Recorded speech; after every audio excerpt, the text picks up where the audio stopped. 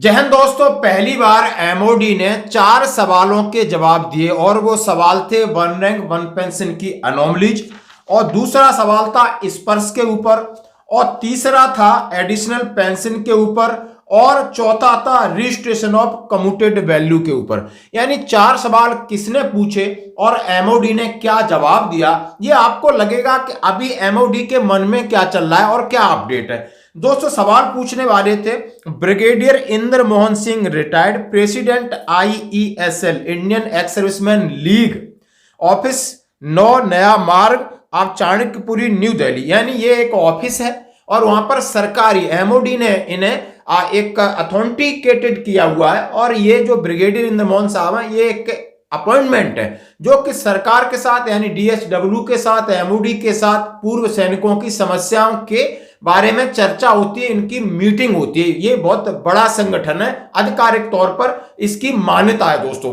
अब इन्होंने एमओडी को चिट्ठी लिखा था कि 4 चीजों के बारे में कि वन रैंक वन पेंशन की जो अनोमलीज है उनके लिए आप क्या कर रहे हैं। उन्होंने कहा एडिशनल पेंशन की अनोमलीज है उनके लिए आप क्या कर रहे हो। स्पर्श के साथ जवानों जेसीओ की सबकी समस्या है उनके लिए आप क्या कर रहे हैं। कम्यूटेशन का अभी बहुत बड़ा हो हल्ला चल रहा है, तो आपके विचार क्या है, क्या आप इन्हें रिजॉल्व करोगे नहीं करोगे। यानी सारी पॉलिसी को कोट करते हुए, माननीय सुप्रीम कोर्ट के आदेश को कोट करते हुए इन्होंने सवाल या चिट्ठी लिखी। अब चिट्ठी का जवाब दिया AGS ब्रांच AG कॉड IHQ of MOD army, south block, new Delhi से 12 दिसंबर 2024 की चिट्ठी है, जिसमें विस्तार पूर्वक हर एक बात का जवाब दिया गया है। मैं आपको सारे सवाल क्या थे और जवाब उन्होंने क्या दिया है बिल्कुल हिंदी में और थोड़ा अंग्रेजी में भी आपको समझाने की मैं कोशिश करूंगा। दोस्तों, बात है regarding one rank one pension OROP, reference your letter number ISL 1052024, 5 सितंबर 2024 को उन्होंने एक लेटर दिया था, उसका भी जवाब दिया है। Parawise comments on the issue raised in your avid letter are as under, जो कि आपने पैरा के हिसाब से सवाल पूछे थे, मैं जवाब दे रहा हूं। पहला उन्होंने बात किया है कि one rank one pension anomalies OROP implies that uniform pension will be paid to the all armed forces personnel retiring in the same rank with same length of service. Regarding their date of retirement, future enhancement in the rate of pension would be automatically passed on the past pension. The employees bridging the gap between the rate of pension of current and past pension of periodic intervals. अब इन्होंने सवाल पूछा था live data के ऊपर कि आपने किस प्रकार से पेंशन टेबल बनाई है, किस तरह आपने वन रैंक वन पेंशन के आंकड़े लिए, क्या संशोधन किस प्रकार किया गया है।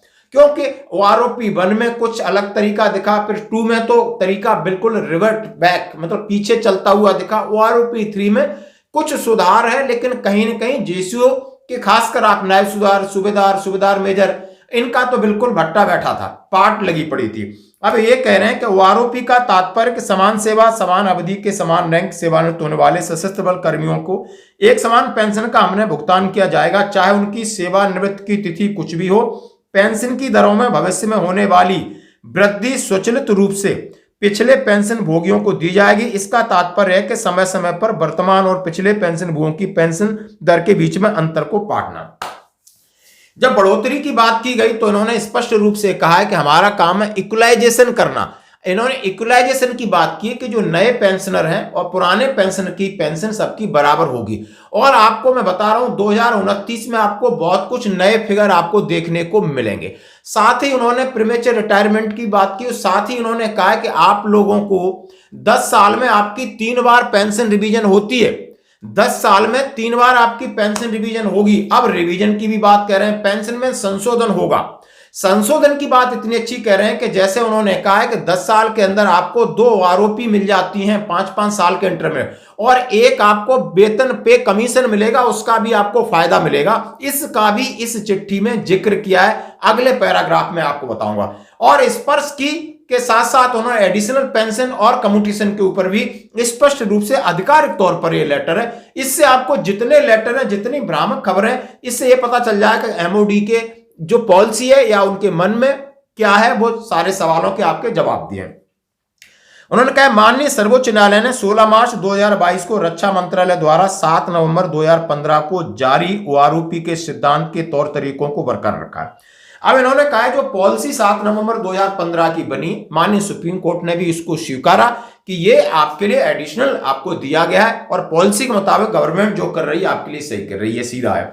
2024 के लिए ओआरओपी तालिकाएं पहले से सार्वजनिक डोमेन में है, जिसमें वन रैंक वन पेंशन योजना के तहत पेंशन पारिवारिक पेंशन की दरों को दर्शाने की कुल 121 टेबल्स हैं, जहां 1 जुलाई 2024 को इन आदेशों के अनुसार संशोधित पेंशन 1 जुलाई 2024 को मौजूदा पेंशन पारिवारिक पेंशन से कम होती है। पेंशन को पारिवारिक पेंशन पेंशनभोगी के नुकसान के लिए संशोधित नहीं किया जाएगा।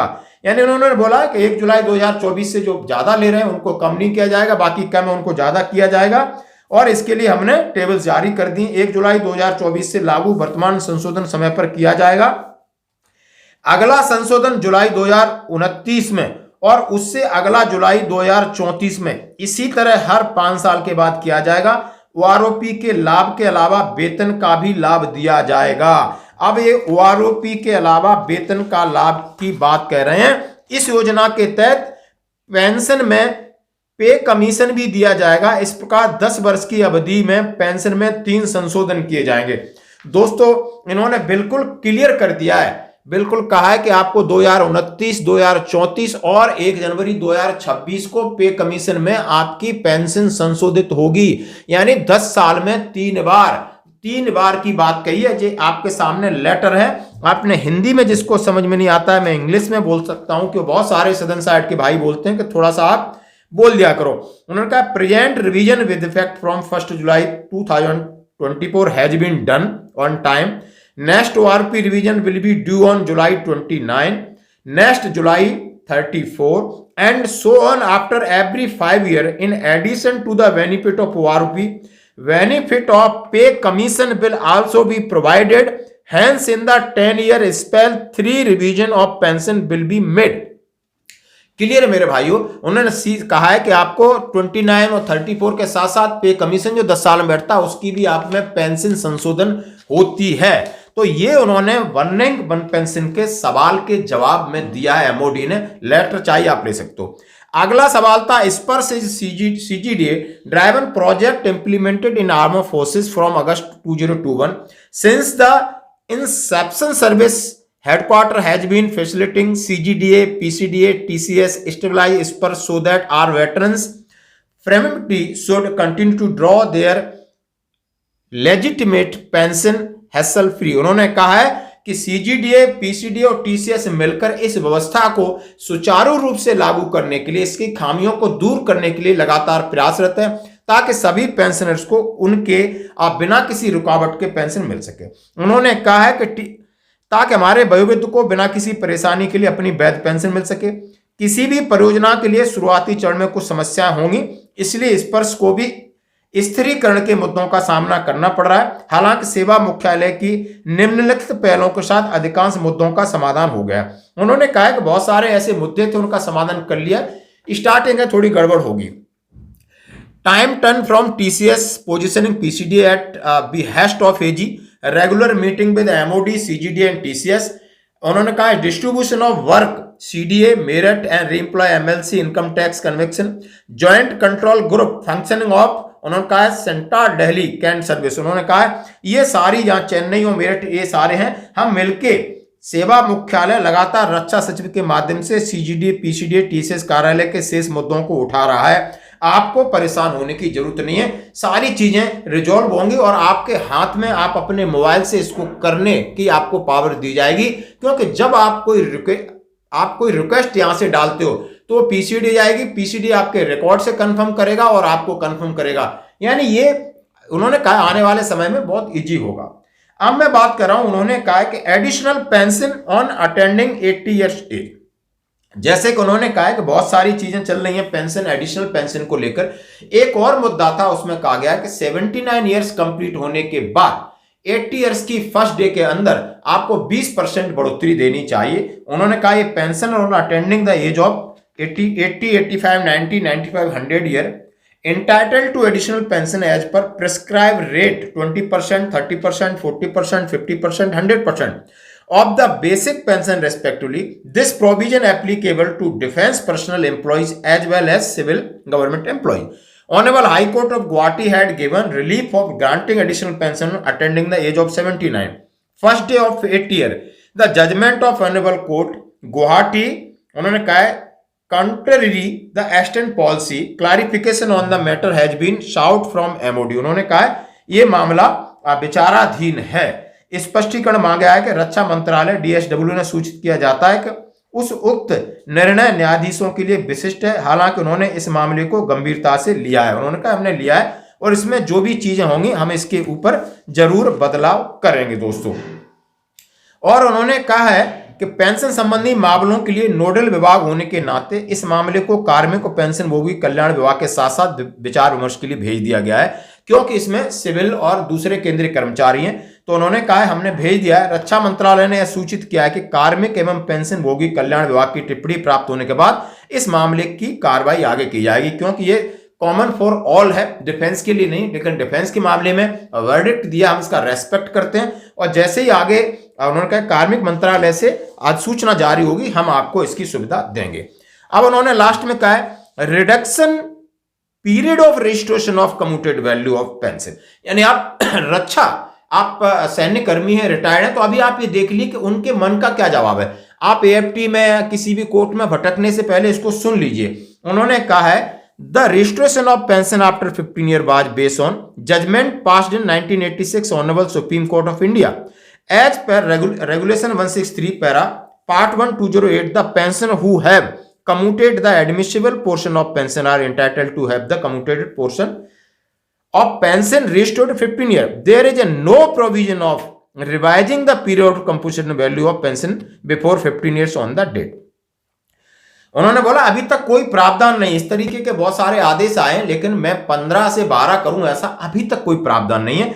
12 वर्षों के बाद पेंशन के कम्यूटेड मूल्य को बहाल करने की याचिका के आधार पर AFT नई दिल्ली 24 जुलाई 2024 को अपने आदेश के माध्यम से निर्देश दिया था कि 12 वर्षों के बाद पेंशन की वसूली पर रोक लगाई जाए। माननीय दिल्ली सितंबर 2024 के आदेश के माध्यम से उक्त आदेश पर रोक लगा दी। हालांकि उन्होंने कहा है कि हाईकोर्ट AFT में ऐसा आदेश आया था 24 जुलाई को कि स्टे लगा दो। फिर उन्होंने कहा माननीय दिल्ली उच्च न्यायालय ने 11 सितंबर 2024 को एक आदेश पारित करके इसको रोक दिया कि नहीं, ये 15 साल की रिकवरी चलती रहेगी। तो दोस्तों ये थी 4 बड़ी चीजें। ये लेटर ये किसी का नहीं, ये MOD का लेटर है, मिनिस्ट्री ऑफ डिफेंस का लेटर है और इसमें आपके 4 मुद्दों का सीधा सीधा हल है कि वन रैंक वन पेंशन की इन्होंने कहा है 10 साल में 3 बार बढ़ोतरी, पे कमीशन का भी लाभ मिलेगा, जो पेंशनर्स हैं वो ROP का भी 5 साल के बाद लाभ मिलता रहेगा। उन्होंने कहा है लाइव डाटा वाली बात नहीं, हमने जो आंकड़े लिए हैं उसका तथ्य ये है।